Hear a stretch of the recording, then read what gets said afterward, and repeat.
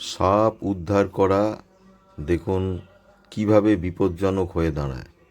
সাপকে যখন ধরা হয় তখন সে ভয় পেয়ে সমস্ত শক্তি প্রয়োগ করে সে কিন্তু কামড়াতে চায় এবং রিপিটেডলি কামড়াবার চেষ্টা করে। তাকে খুব সাবধানে, খুব সতর্কতার সঙ্গে ধরে তাকে তার স্বাভাবিক পরিবেশে ছাড়তে হয়। এই ধরাটা কত বিপজ্জনক সেই জন্য একটা ভিডিও তৈরি করলাম। একটু দেখুন, স্লো মোশনে ভিডিওটা করেছি।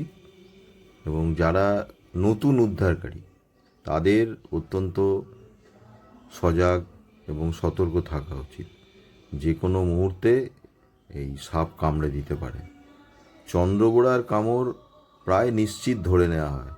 কামড় স্ট্যাটিস্টিক্যালি 10 ভাগের মধ্যে 8 ভাগ কামড় শিওর হয়, কিন্তু খুব সাবধান এবং সতর্ক থাকলে কিন্তু এই বিপদ এড়ানো সম্ভব।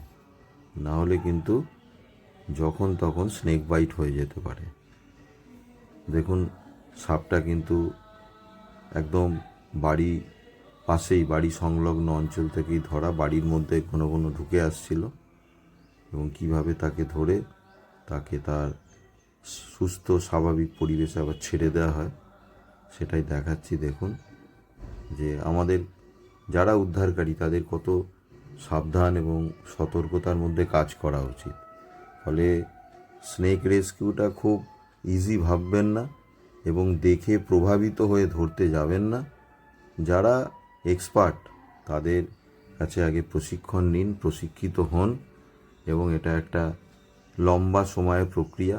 তারপরে সাপ উদ্ধার করুন। তাতেও বিপদ হতে পারে, কিন্তু সাপ উদ্ধার করা দেখে প্রভাবিত হবেন না।